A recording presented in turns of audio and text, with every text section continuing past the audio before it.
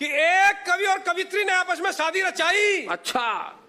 और सुहाग रात पे घूंघट उठाते ही दूल्हे ने दुल्हन को 6 गजल सुनाई। कवियों को कोई मानते नहीं साहब। अच्छा मैं तो जानता हूं, मेरे एक दोस्त है, उन्होंने कविताओं की अपनी किताब लिखी। तो पंकज उनकी 5000 कॉपी बिक गई। मेरे पास आया, बोले मैंने कविताओं की किताब लिखी, 5000 कॉपी बिक गई। अबे मैंने कहा ये चमत्कार कैसे हुआ? कविताओं की किताब मैंने भी लिखी, मेरी 300 ही बिकी। वो बोले कुछ नहीं, मैं तो रोज सुबह थैले में 500 किताबें लेकर निकलता था, किसी के भी घर की जाके कॉल बेल बजाता था, जो भी बाहर निकलता था उसको बोलता था मैं कवि हूं, मैंने ये किताब लिखी है, खरीदता है कि पूरी पढ़कर सुनाऊं?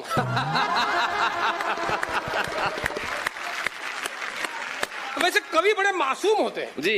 एक कवि सम्मेलन में एक कवि महोदय शुरू हो गए, बोले ये जो कविता मैं आपको सुनाने जा रहा हूं, ये कविता लिखने में मुझे पूरे 10 साल लगे।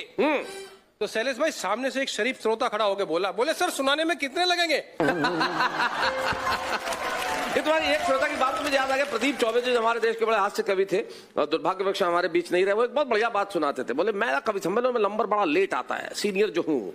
एक बार सुबह 4 बजे नंबर आया तो सामने एक ही श्रोता बैठा हुआ था, लेकिन मैंने अपना कॉन्फिडेंस नहीं खोया। मैंने कहा एक को भी सुना दूंगा। मैंने कहा भाई साहब आपका स्वागत है। तो श्रोता बोला भाड़ में गया स्वागत, आपके बाद मेरा नंबर है। देखो आप लोग बड़े समझदार लोग हैं। हम लोग यहाँ तो इतने बढ़िया मंच पे हैं, यहाँ शैलेश भाई ने इतना बढ़िया मंच सजाया है, पूरे देश पूरी दुनिया के लोग ये कार्यक्रम देखते हैं। हम लोग कवि हैं, कहीं भी कवि सम्मेलन में जाते हैं। पिछले दिनों जबलपुर गए, वहां जेल में कवि सम्मेलन था। अच्छा।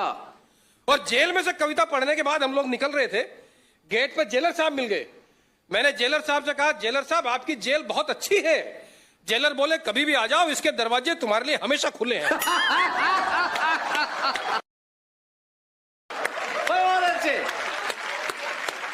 अच्छा पहले किसी शहर में एक आध कवि होता था, उस कवि के नाम से शहरों की पहचान होती थी। हम लोग उस संस्कृति के लोग हैं, उन संस्कारों के लोग हैं कि कवियों कलाकारों के नाम से शहरों की पहचान हुई। जी। काका हाथरसी, जिगर मुरादाबादी, हुल्लड़ मुरादाबादी, साहिर लुधियानवी, कवियों शायरों के नाम से शहरों की पहचान हुई। जी। बाद में एक एक शहर में 10-10 कवि होने लगे। यहां तक लोगों ने झेला। हाँ। एक एक गली में 8-8, 10-10 कवि होने लगे। यहां आके मामला बिगड़ा। लेकिन अगर एक घर में एक से ज्यादा कवि हो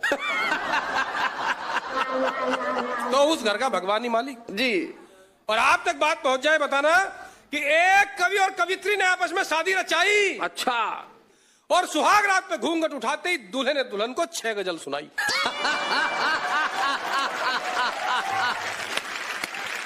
सुहाग रात पे घूंघट उठाते ही दूल्हे ने दुल्हन को 6 गजल सुनाई।